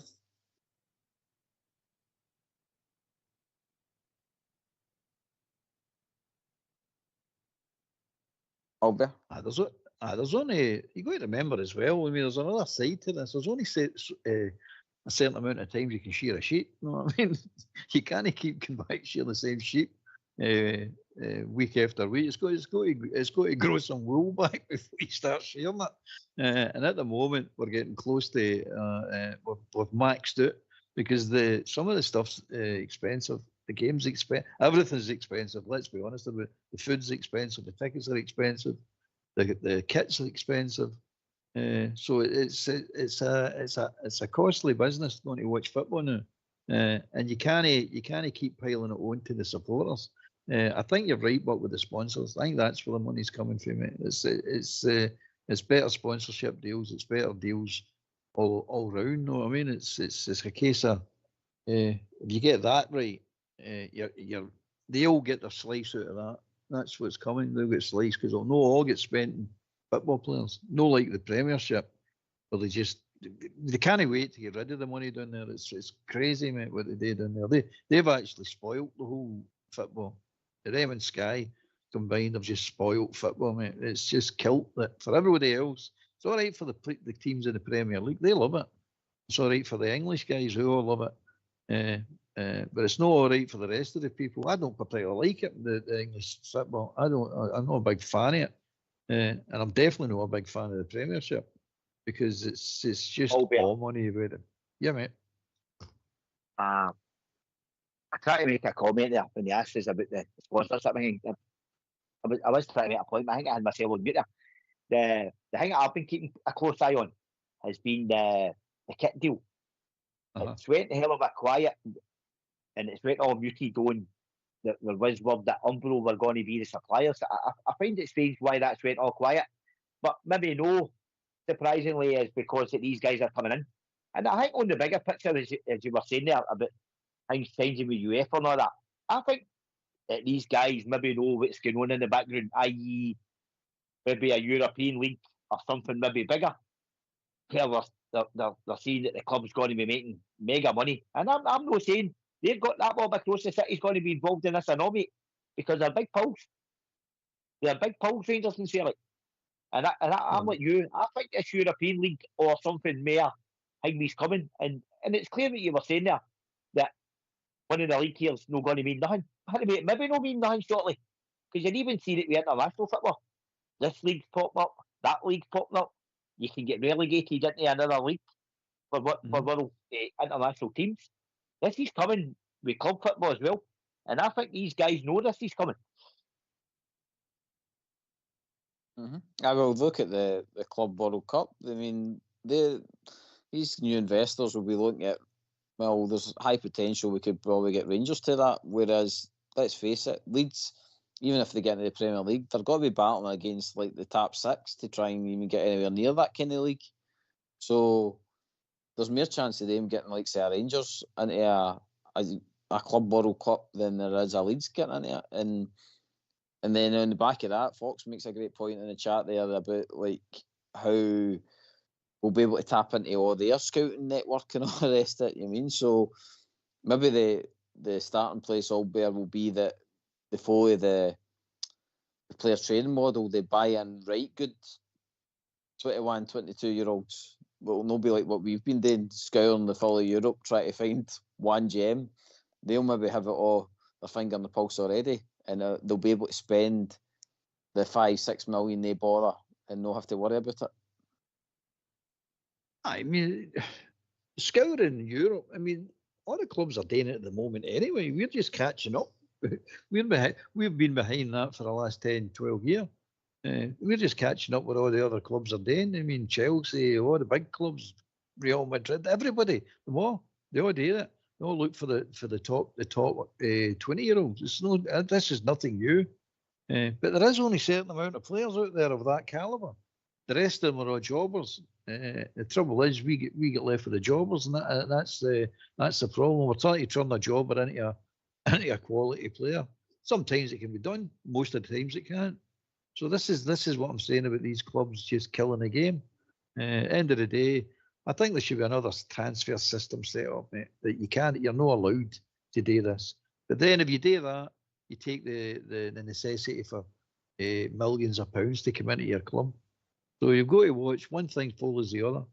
If we do away for transfers, for example, or restrict it in any way towards a club getting, I mean, they've got their fair play as part of it. But if you restrict it completely, then you go, what's the point of this guy getting you £100 million? What are you going to do with it? What are you going to spend it on? There's nothing to spend it on. So the investors just get more money out of it. Maybe that's the route they want to go down. Saying if Sky keep giving us that kind of money, why are we paying it out in transfer fees and wages? Why are we not reducing that? And then it goes to your investors. More dividends go to your investors. I don't know. It's going to change. What way it's going to change is anybody's guess. But it's definitely going to change because it can't grow anymore. There's got to be something done different to grow it, because all businesses have got to grow. They die of the growing. So they look for different ways to grow your business. And this includes football. The trouble with football is they've started off at such a high level with this Sky money. I mean, it's up to billions now. It's not millions, it's billions now. Where do you go with this? Where's the end game with this one? Because you can't keep growing it. You can't keep getting up and up and up and up. Players earning all this money, charging people ridiculous prices. In fact, doing in England, you're actually up here as well, I suppose. You're actually paying for the same game 3 to 4 times every game. You're paying for 3 or 4. If you've got a season ticket, that is, you're paying for it 3 or 4 times. It's crazy. It's absolutely crazy. Yeah, but anyway, it's all about money. We all know that. Back to where we are at the moment is in no man's land. We are just waiting to see what's happening. That's the fact, mate, isn't it? We're just waiting to see what's happening. But hope we can build a team. Well, I'm talking too much. No, not at all, Jim. That's the thing that Albert's talking about, like TV deals and all the rest of it. Well, there's Sky. Like Sky struggled to hold on to the Champions League. You've got the emergency Amazon and all the rest of it tapping into showing Premier League games and all that now. So Sky are probably hanging on with their fingernails to keep the Premier League. As Albert says, the way to start maybe looking after their smaller deals, i.e. the Scottish League, they might need to start investing in that, because maybe the Premier League will become too big for them. We need to get where that mob are. And again, as we're talking about leagues expanding and all the rest of it, just look at the Champions League and the Europa League. And it's now became a league system. No just pots of 6, 7, 8 groups of 4. It's now a league. And it's what's coming. They know that's what's coming. I mean, the guys who have been the custodians of the club, by the way, since back in 2012, we can't thank them enough for what they've done for us and how they saved us and all the rest of it. But they're taking us as far as they can take us. There needs to be investment, because that mob out of the city, they're nearly out of the hole and far, far away financially. We need to start reeling that mob in, and I don't think it's going to take the mega millions to get back at that mob. I really don't. And as I said earlier on, I'm a broken down record. We've already proved it this season. We're possibly going to gub them 3 times this season and no win a trophy. Robbed out of one in the other game where they gubbed us at Parkhead. So expand on that, Jim. Like you're saying, it's not going to take a lot to build the team that's going to challenge for a title. So where's like, so again, you're the 49er investors. You're looking at Rangers now. You've seen the All Firm game. You've seen them against Fenerbahce and all the rest of it. Then you see them against Dundee the other night there. Where are you looking to seriously strengthen in that squad to make you a title challenging team? Where's the bits that you think that they really need to focus on? And the 4 main parts of the team, as Ox said, Albert, you said about the goalkeeper. There needs to be a good goalkeeper. There needs to be a good centre-half, good centre midfielder, and a good striker. The backbone of the team needs to be sorted. Then it will fall into place. We've not had that backbone in that team, in that squad, for the best part of how many years? How many years would you guys say we've not had the backbone where they've always been in that team? Can't be the only mainstay early years in that squad. Well, for me, Jim, see the attacking left and attacking right hand side. We've no had consistency. I mean, we had Ken on the left for a while, and he was decent enough, but numbers weren't great. And then the right hand side, we've got Cherny, but he's another lone player that we might lose if we do get him back. Then we're still going to need a backup for him. We can't expect him to play every game as well. And for me, yeah, you're bang on. We need defence, and we need somebody challenging Butland. I don't think we'll get him at the door, but we need somebody to challenge him. But that left, that's a big part as well. We need that left and right hand side strong so that they're contributing with goals. Because let's face it, across the city, they seem to do all right with that. I mean, they always seem to find wingers that get goals in and amongst the other teams, like say your Ross Counties, Dundee, and all the rest of it. Like say your Jotas and all that, get these wonder goals against these middle teams. We seem to struggle against that, and this is where we need to, hopefully, I think, Jim, invest I think Fox is right. We're going to have to invest in good money, but as you said, we're tied in with the Cortez deal. That there's got to be, was it 4 million? I've heard 4 million going out the door for that. So the new investors need to pick up the can for that one. You know what I mean? So you're already 4 million down going into a summer transfer window. That's my concern, and that's why I'm hoping that there's big sponsorship deals coming. I think we need to get the spine. The spine of the team needs to be sorted. Away back for the times of Walter Smith, advocates, and for the rest on there, you always had the spine right through your team. You get the spine, then the wee offshoots, as you're talking about there, Celtics, wingers scoring and all the rest of it. That's where we need to go. You need to get the spine of that team sorted. And again, I don't think it will take mega money to do it, because I don't think we're far off them, playing wise anyway. Well, even with the squad we've got now, we've shown we can compete against them. It's just knowing how to go at them. Albert, would you accept in the summer if we go 2 solid defenders and another goalkeeper? Would you be happy with that? And that's it. That's your transfer business. And we've spent some serious dough on it. No. Aye, serious dough, but no. You're going to need that. That's your priority as far as I'm concerned. If that's all you can afford, well, that's fine. But you need to get that start. You need to get that first and foremost. Get it started. So you need in my opinion, you need a goalkeeper, and you need 2 centre halves right away. Probably 3 centre halves. But you definitely need 3, and then the fullbacks need to be looked at. If you can upgrade in the fullbacks and have the present ones is Jeffy. I'd say the one line we keep fullbacks was Jeffy. So you need another 2 or 3 of them as well. So. This is what you're needing, mate. It's okay saying we don't want to sign these type players, and we like to sign the forwards, which we all like to watch. Good, skillful players, but you don't.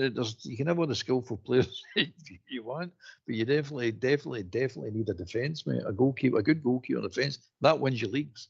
They keep telling you you've got your defence will win your league. Your forwards will win you a cup. Your defence will win your league. It's all sayings, isn't it? It's the old cliches all come marching out every time. But first and foremost, you need to identify, the new manager needs to identify what we need. Coppin's there as well, remember. He's in this, so the new manager's coming in, and he's coming in with a recommendation, and he's going to speak to Coppin right away and say, right, where are we? What were we trying? Because they've got a plan, remember. They had a plan right at the beginning of the season here to get rid of certain amount of players with big money to reduce the bill and age and start the rebuild. So the plan's already in place. We're just halfway through it. We've not had a chance to complete it. So, but we weren't expecting Butland to turn into the nightmare he's turning into. We're expecting Butland to be one of the bedrocks of the team. So unfortunately, he's no, and we need to actually replace him. Which is sad, but it's a fact. We need to do it because he's a bomb scare, a total bomb scare. He's got moments of brilliance, and he's got plenty of moments of madness, total and utter incompetence. So you've got to start with your defence, build the defence, get rid of the goalkeeper, bring a goalkeeper. You might even get away on being the backup goalkeeper, which I'm telling you right now, he would actually love. He would take in a minute, because that's what he is. A backup goalkeeper. He was at Crystal Palace, he was a third choice at Manchester, and he sat there for years taking the money. He's a facade of a goalkeeper. That's what he really is, mate. He's just a facade. He looks the part. He's got Hollywood or movie star looks. He's got the build of a bodybuilder. He's 6'5". He's intimidating. Looks the part. It's a facade, mate. He's got the heart of a chicken. He loses concentration. And he's no good with the ball at his feet. That's one of his big problems as well. So you need this goalkeeper that we didn't think we would have to do first, that we should have left his money to go and strengthen other positions. But you got to get the basics right, mate. Goalkeeper, fullbacks, centre halves, then move forward. Saying right now it's midfielders, now it's forwards. We need how much we've got to do that is debatable. I mean, that's what we started the show with, wasn't it? How much we're going to get to spend? I don't know. Nobody knows. Only the new owners will know. But invest we need. There's no getting away from it. It was always the plan to invest, mate. Even if the Americans weren't coming in, it was always the plan to invest this year. But as Jim pointed out, the current board took us as far as they can take us, and that's a fact, mate. That is a fact, and you got to give them credit for it. No, I mean they done well for us, but they took us for it as far as we can take. Now, bringing new owners in and just going to do the same as the old owners, it's pointless, isn't it? That's just pointless. There's no point to that whatsoever. So you're hoping they're going to come in and put the money in, or get the money from somewhere. I know where they're going to get it from. We all know where they're going to get it. They're going to get it with trading, and then they're going to the 8 to 13 million pound that's going to be there anyway as part of transfer fee. Transfer budget is always going to be there. So that's the way it is, mate. But that's where I'd get 2 centre halves, a goalkeeper, 2 centre halves right away. That's what we need. Possibly 3 centre halves, but right away we need them. And the rumour, obviously them focusing on the training centre might be a renaming of that with a pile of money behind it. Albert, you never know. Jim, I'm sorry, mate. Go. Jim, the Gerrard, when he first came in, that was the focus that he had with the team. He built the defence and he built the keeper, and then he kind of worked with what was already there, like say big Morelos and that, and obviously got Kent in and loan, but he worked with what he had. They had Jamie Murphy there for the first kind of bit, and Middleton and stuff. Lafferty came back, but I mean it wasn't great really up front, but he made sure that the defence was solid for him, and that's how we got kind of European success initially. Albert said it enough. You need to get the spine of the team right, then the rest will fall into place. And if you spend a wee bit of money on that, then the wee offshoots, as I keep calling them, they might not be as dear. If you know what I mean, they might not. They players, the wee gems might not be as dear. I mean, we've found a couple of them. The wee Humza, he's been a fine, regardless. All right, he's still a young boy. There's still a lot of young boys within that group of players. We hate to remember that. Diamondi, Raskin, they're all young guys. It's like Ox says, right enough, isn't it, Albert, that it's the good ones that will go out the door first. It'll not be the crap. So that's my big fear as well, mate. Mm-hmm. You're sitting on Raskins and Diamondi and Jefty and Igaman. They all the bids come in for them. Ideally, you're wanting bids to come in for Dessers and Butland and Tav and people like that, but it's not going to work out perfect for you. It's the money for Cifuentes, Davis, Batondo. That's where we're hoping we're going to get enough money into the transfer kitty to go and strengthen the squad. That's where I see it coming from. Out with what by the way, the Americans might come in and have a complete different plan altogether. We don't know.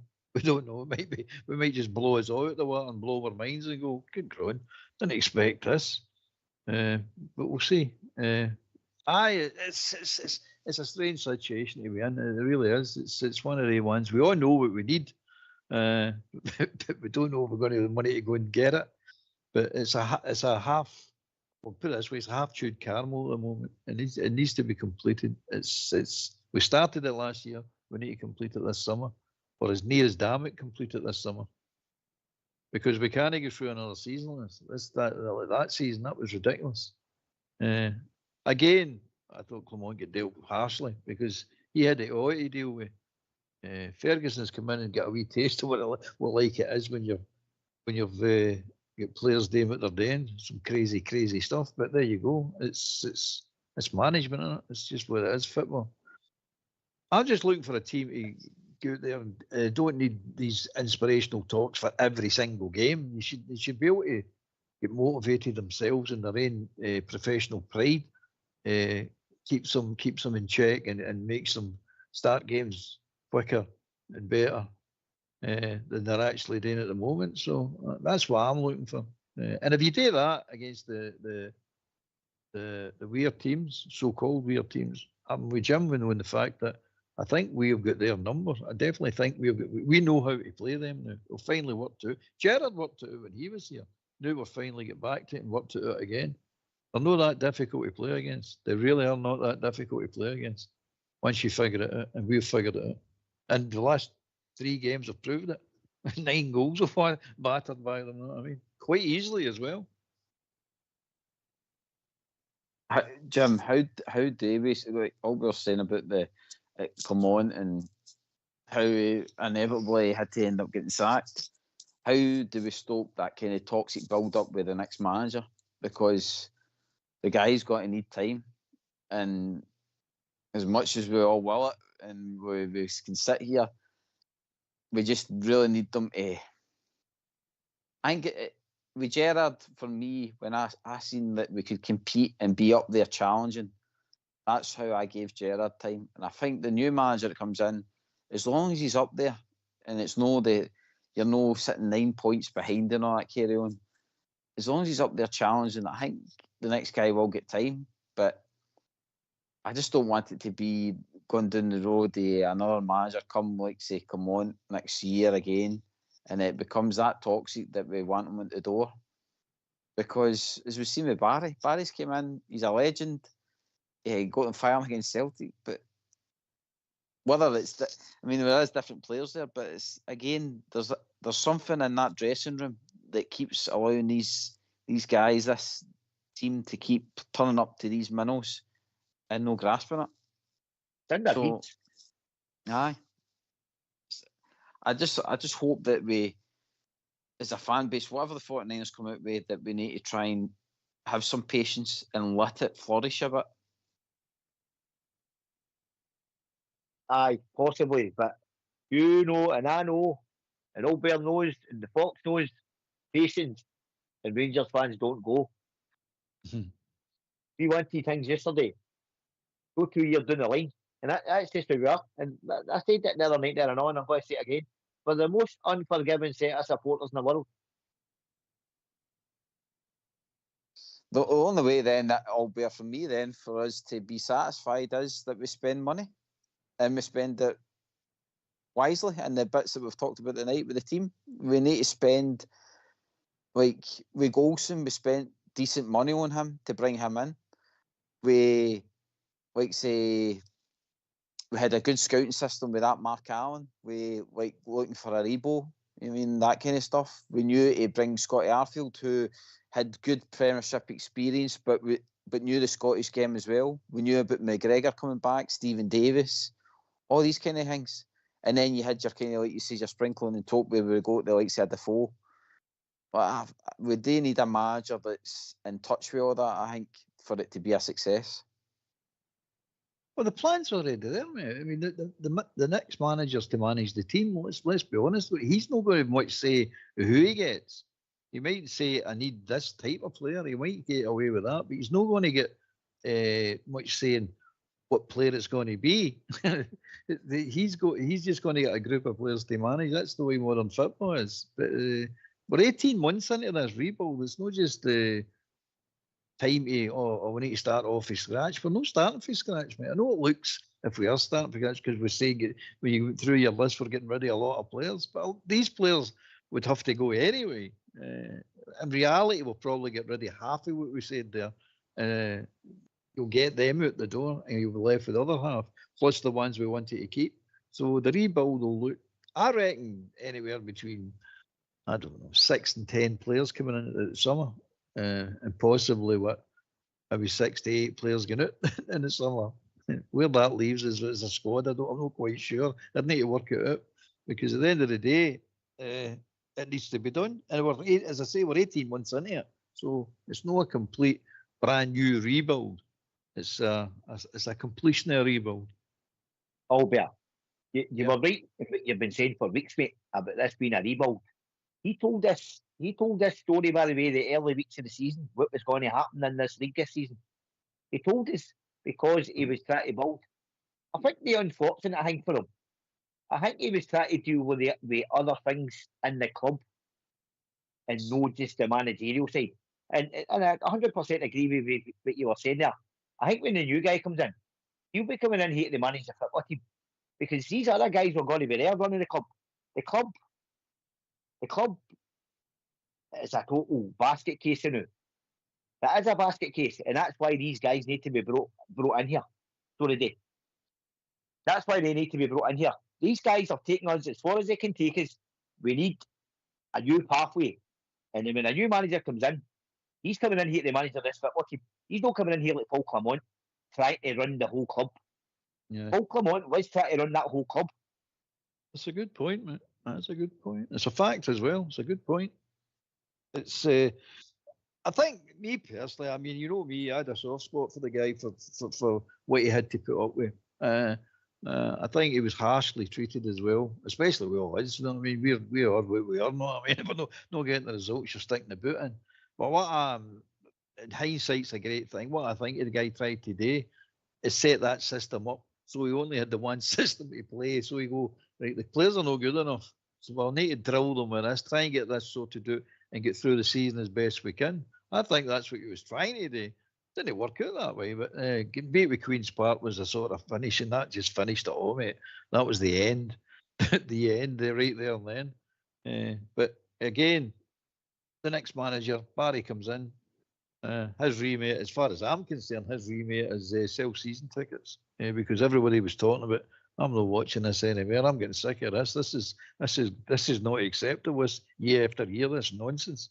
So and hold on a minute, the crowd was starting to go down in eyebrows. Right, go for it, pal. Right, listen, see before we go, just with something you said there, but we're football fans. We're only interested in what's on that park. Do you think that mob across the city? Do you think that mob across the city could turn around and tell you? I'm saying 90% of them could turn around and tell you who was on that Celtic board. I bet they couldn't. That's your insignificance. It means nothing to us who's sitting in that boardroom and all the rest of it. We're only interested in what's on that park. Well, 98% of them could tell you who's on your board. Aye, correct. But we're football fans. We just want to know what's happening on that football park. I couldn't give a toss who's going to be sitting on that Rangers board. I want to see the product on that park. That's all we are as football fans. Yep, totally agree. No, it shuts me up for a while. I'm rattling on here, but it shuts me up. Anyway, go. I agree with you, mate. I totally agree. You're just interested in winning football games. That's it. That's the bottom line. That's what we all go out to see the Rangers for. We became into this. We became this type of support because of what happened in 2012. But before that and up to this point, we're just wanting to see a good Rangers team winning games. That's it. Winning their leagues, winning their cups, getting a run in Europe, which, to be fair, they've been doing the European stuff. They've been doing it for the last, 5 years, 6 years, which is in itself quite astonishing. Sadly, I think a lot of our impatience has went out the window after Gerrard left. I mean, that when we won 55 and they done that Sky interview, we were all sitting in cloud nine thinking, right, following season, we've got the title in the bag again. And we're just got to kick on for here. And I think when it went tits up, that's when the patience went out the window, because we were in the driving seat. We should have never let Ange win 2 titles. No chance. You know what I mean? We had a team there that was flying. And for whatever happened with money or whatever, that was a time where we should have tried to push on. And the biggest thing was, like you said, I think you said it before, Albert, is that we just didn't get into the Champions League. If we got into that Champions League, we would have pushed on, probably, and got the second title. And the third season might have been a wee bit iffy, but we would have put up with that. So I think that's where we've lost the patience, because I think we all knew as a fan base, when we got 55, we had the fit to the throat, basically. And unfortunately, we took it off and we've let them back in the back door, basically. I think the season after Seville was the one that's killed the Maesties. Because I thought we thought that was the real chance to kick on. I always felt as though we were riding on luck, whereas with Gerrard, I felt as though we were in a right strong position. I felt as though the squad was settled, Gerrard was settled, the finances seemed to have been settled as well, and it just all seemed to kind of 40 bits. And then when Gio came in, he was picking the players, and that's where I kind of felt my patience wearing, because I always felt Gerrard was in control of who could come in the sense that if he really wanted a player, he would have got it. But aye, we can continue this debate Right, boys, we're reaching that time of the evening. Jim, over to yourself, mate, for your final thoughts.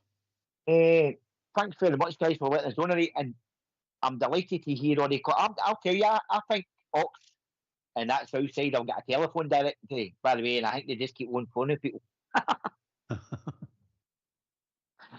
Possibly, mate. It's probably because, like it says, there's not enough 49ers talk, so we'll need to make sure we keep pulling that out of the bag. Old Bear, over to you. Thanks again. Cheers, mate. Old Bear, over to you, mate.